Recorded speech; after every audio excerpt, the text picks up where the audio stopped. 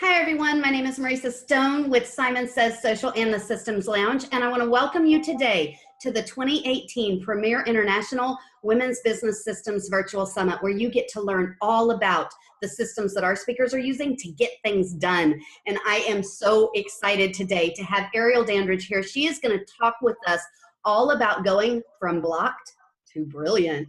Now, we all want that, right? So let me tell you a little bit about Airial before we get started. Airial left the Army after 12 years of military service. She promised herself that as soon as it wasn't fun anymore, she would leave. That was about 3 years ago. Then she became an award-winning sales manager, growing her team from 0 to 200 in less than 18 months. Wow. Her experience in direct sales naturally led her to business coaching. And she figured out that coaching others actually helped her to fulfill one of her own dreams of having a profitable business where she can support and empower other women, veterans, and female entrepreneurs to get their brilliance and message out into the world. And today, Airial is going to talk with us about doing just that, going from blocked to brilliant. Airial, I am so excited to have you here. Welcome to the summit. Thank you so much. I'm excited to be here. You read that bio and I'm like, oh my goodness, is that me? That's totally you. That's why you're here. Wonderful. Well, let's just kind of begin at the beginning. For some people who may be watching this and perhaps they don't quite understand what it is we're talking about, what do we mean when we say go from blocked to brilliant? So just that block, that when you're stuck and you're stagnant, being able to move from that place and to step into pretty much your purpose, passion, calling, whatever it is you want to call it, however it is you want to label it, moving into that instead of just being stuck there saying, oh my goodness, I know I'm supposed to be doing more. How can I do more? How can I impact the world? And I love that. When you start talking about impacting the world, you start talking about finding your purpose, those all very much resonate with me and what I'm trying to do in the world. So let's add this, let's apply this rather to entrepreneurship. Why should entrepreneurs be concerned with going from blocked to brilliant? I mean, why not? Because truly in entrepreneurship, one thing that I found out is when I was trying to do everything that everybody else was trying to tell me to do, the way that everybody else was trying to tell me to do, I would be stuck. I'd stay stuck. But when I started owning my uniqueness, even my quirks, my silliness, my mess ups, everything, and just saying, what is it that I'm passionate about? What is it that I really love to do? What is it that lights me up? That is when my energy shifted. My mindset shifted and the people started coming, the clients started coming, and the impact started happening. So, I mean, I really, really think for true entrepreneurs, it's like a necessity. It is, because that's the heart of entrepreneurship. To me, is filling the gaps that the world has out there. Yeah. And the reality is every one of us has, something amazing about us to share with the world, right? Yeah. So Exactly. along the lines of that question, is this something any female entrepreneur can do? Of course. You know what? Maybe I'm overthinking. Maybe I believe, I'm too woo-woo, but I think any female can do it. I believe anyone can become an entrepreneur. Yeah. Especially when they find out what it is that they love to do and how to help and serve others. That's the beauty of entrepreneurship. And I believe anybody can do it. Definitely. Yeah. And you hit the nail on the head when you said, when they figure out how they want to serve others, because that's really what it's all about, right? Being able to take the knowledge and skills and gifts that I have and share those with others. That's kind of the whole point, right? So let's dive into that a little bit. What does it mean to match your brilliance with your business? Whatever you're good at, whatever you are good at, whatever people always ask you for, ask you about, use that, take that, and build your business from that. because, and I know sometimes we get hung up on money and talking about money, especially when it comes to distinguishing between money and ministry and just helping others. But what I always say, and something that I had to learn for myself, is you have to make some kind of money in order to keep a roof over your head, clothes on your back, food on the table, so that you can be 100%, so that you can help others. So it's nothing wrong with monetizing your skills, right, and receiving that value for, and receiving the exchange for the value that you bring to the world. right. So find whatever your passion is. I know a lot of people say it, and bring it to profit. Yeah. And I almost, I work with my clients a lot with the same thing, right? Oh my gosh, can I possibly charge that for that task or that service or that product? And my answer to them is yes, because you almost have an obligation to to charge for your services so you can continue to reach out to more and more and more of your tribe, more and more and more of your ideal clients. I mean, it is what it is, right? Money is a resource, and it is a resource to accomplish a goal. And it's a resource that we all have to have. So by not charging for your service or not charging for whatever you're offering, you're doing yourself and all the people out there who could benefit from you a disservice. Exactly.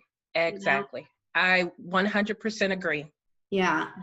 I do a lot of conversation, or have a lot of conversations with my clients about that same thing. Clearly that is something that people get stuck on. So one of the things that you work with your clients on is what you call a simple pathway to match your brilliance to your business. What does that look like?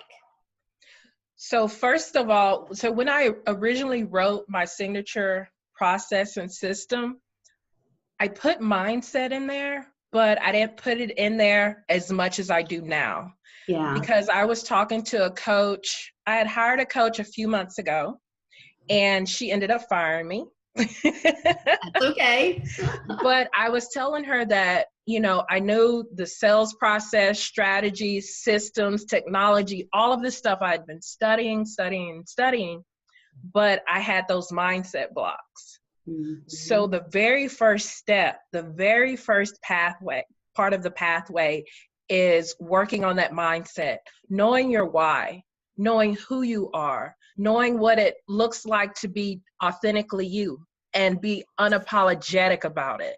Yeah. And just loving yourself enough to say, here I am, world. I understand that some people will not accept me, and that's okay. Those people are not for me. Right. But the people who are for me will be attracted to my personality and the way that I am.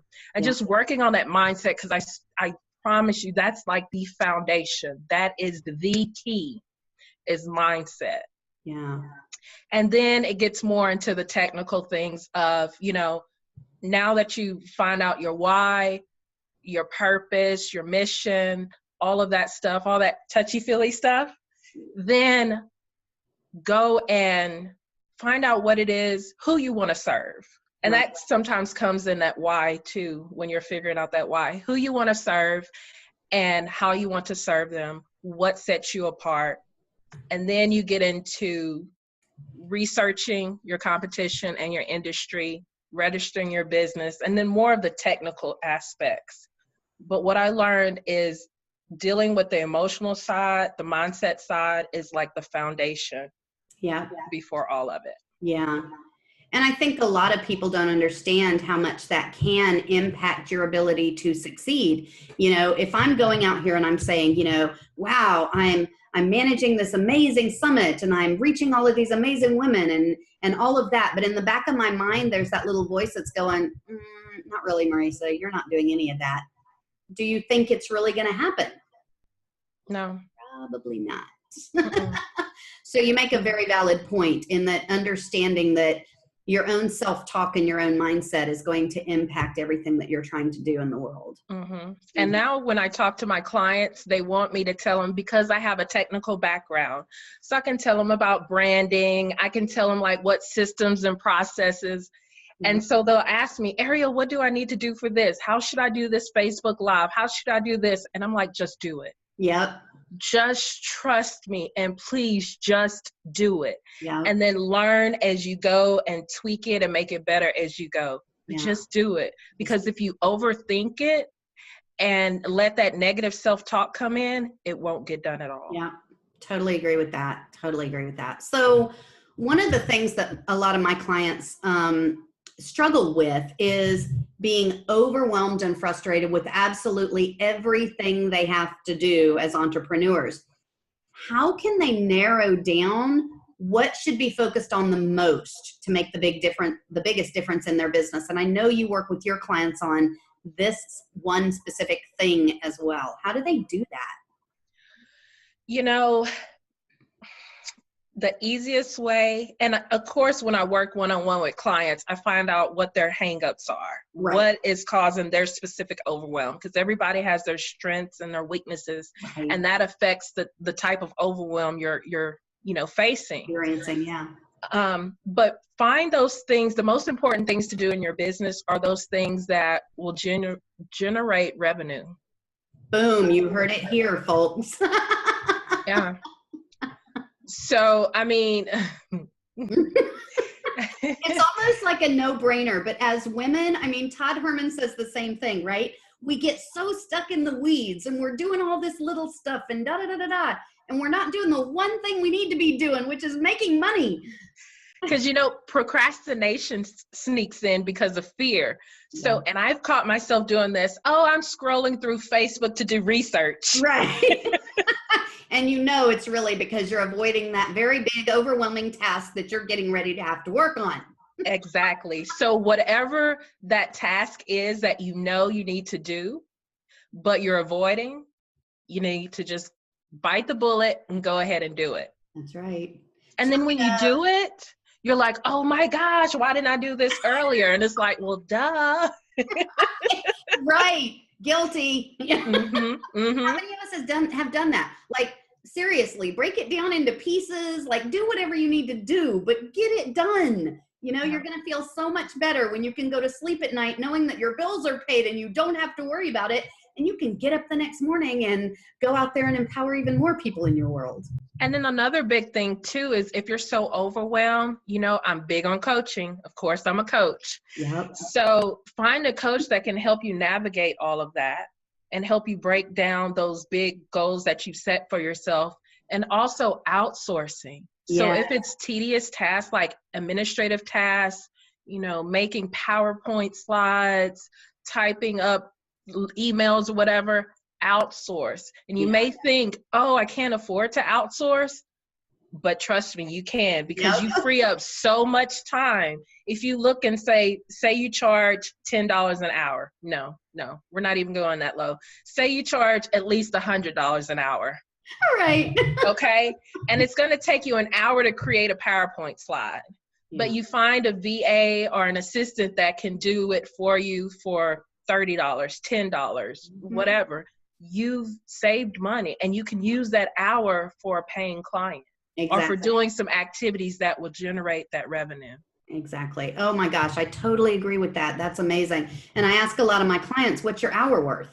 If I'm spending my time doing the work that a VA should be doing, that I should be hiring out or outsourcing, how is it that I am doing myself a service as, moving into this entrepreneur CEO role? I'm not.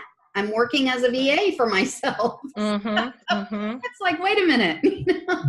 And trust me, I'm that one. I'm like, well, I can do all of this myself. Yeah. But that's when you become susceptible to burnout. Yeah. And you are not able to focus on the things that you need to focus on. Because trust me, I can do a PowerPoint slide. I can set up websites. I can do all of that. But I got to the point where I said, okay, Airial, let's sit down and run the numbers. Yeah. If I need to be like analytical and run the numbers, let me run the numbers. Yeah. And like my VA right now, I pay him between $600 and $800 a month. Mm-hmm. And at first I thought, oh my gosh, that's a lot of money. But he is amazing. Yep. And he actually like boosts me up whenever I have, those days where I'm just like, why am I doing this? Yeah. Why can't I just be a normal person? Exactly. But he's like, come on, Airial, keep going. And then he's like, what do you need? I'll take this off your hand, especially like research. You can spend so much time researching, and he can do that. So yeah. And you're also kind of locking yourself in this idea that you're the employee instead of the CEO of your company. I was talking with one of our other speakers the other day, and it was kind of an aha moment when she said that. If because I'm a bit of a control freak, like this much, and I want to do it all myself, and I want to be in control of everything, and I want to just maintain everything, and I set standards for myself that are really stupid high. And what am I really doing here? I'm keeping myself locked into this mindset of being an employee, not being a CEO. So guys, it's really easy to get into that. And we're not trying to tell you all this stuff to make you feel bad about what you're doing. We're trying to tell you all this stuff so you can get out of it. So myself included. Me too. It's part of becoming an entrepreneur. This is how it works. Nobody gets a get out of life free card. But you know what? Whoever is listening, do not let it scare you. Entrepreneurship is the best thing ever. It is so fulfilling and rewarding. Yes. It really is. And when you work with your clients and they get those aha moments and those light bulbs go off, oh my gosh, best thing ever. Yes. So of everything that has to be done to run a business, and we talked a little bit about this and you alluded a little bit to this, but how do we identify the things that will result in the most profit so our business can grow? Ooh, I want to say, well, isn't that just like duh? But no, because we get caught up in doing things and we say, just like when you say, oh, this is emergency fund or emergency card, and you create emergencies. Right. We'll tell ourselves, at least me, maybe I'm the only one, but it's like, oh, I'm creating revenue with this because this will lead to this and this will lead to this. Right. But those tasks, like whether that will give you more visibility, that establishes your expertise, that,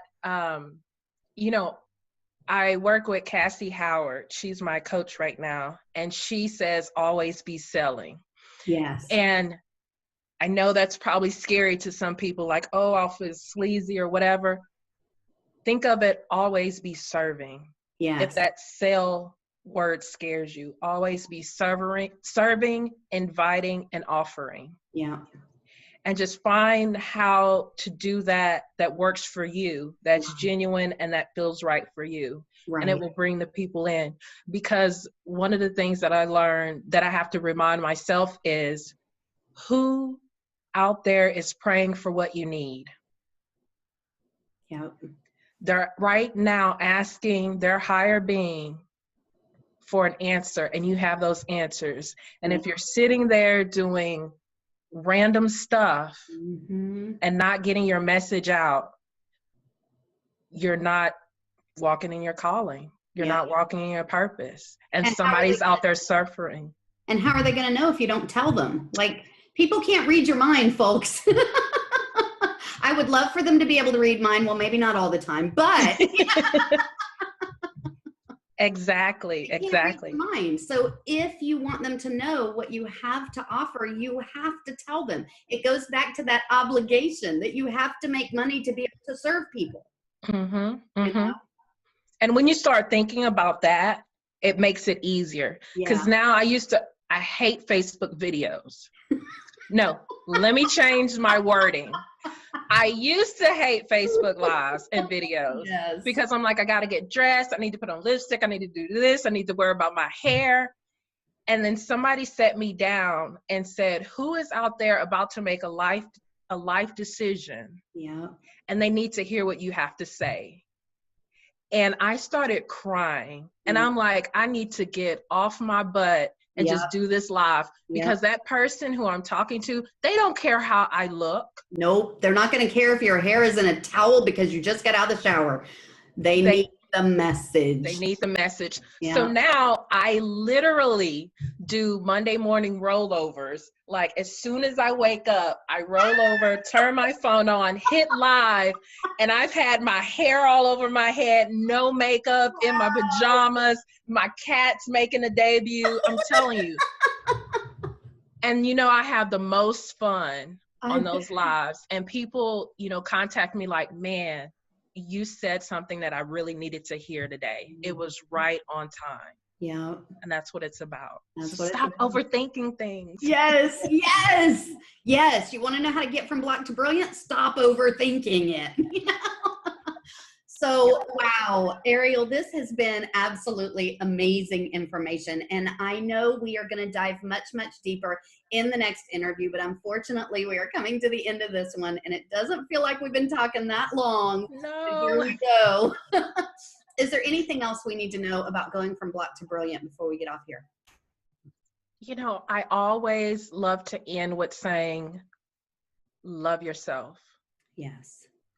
Because with loving yourself comes acceptance, and you kind of get the attitude like, I don't care what everybody else thinks. Yeah. I love me. I can laugh at myself, and it just lifts a weight off of you. So love yourself, and then things will fall into place. Wonderful. And that's a great way to end this segment. So before I let you go, though, how can people reach out to you if they want to work with you, check out some of these Monday morning rollover Facebook Lives, or access some of your resources? How can they reach out to you? Oh, let's see. The best way is probably you can follow me on social media. My personal profile is where I do my Facebook rollovers. Yep. And you can find me at facebook.com/Airial, WAIRIALW. It's public, so you can see even if you cannot friend me. And you can find me all over social media as The Veteran Woman. Wonderful. Including my website, theveteranwoman.com. Wonderful. Thank you so much, Airial. I really appreciate it. Thank you. Guys, those buttons are below this video, so make sure you click on those and take advantage of some of the resources that Airial is sharing with you today. If you want to move yourself from block to brilliant, Airial is your go-to person. Make sure you take advantage of that. For those of you that are part of the All Access Pass, stick around because we are going to be diving much, much deeper with Airial in just a few minutes, and we are going to take you from blocked to brilliant. If you haven't gotten your All Access Pass yet, click on the button below and you can grab yours right there. Inside that All Access Pass, not only do you get all of these live sessions that you are watching right now, but you get lifetime access to these much deeper dives that I take with every single speaker. So make sure you grab yours today. You do not want to miss that. Airial, thank you so much for being here. And guys, we will see you inside the All Access Pass. Bye, everyone.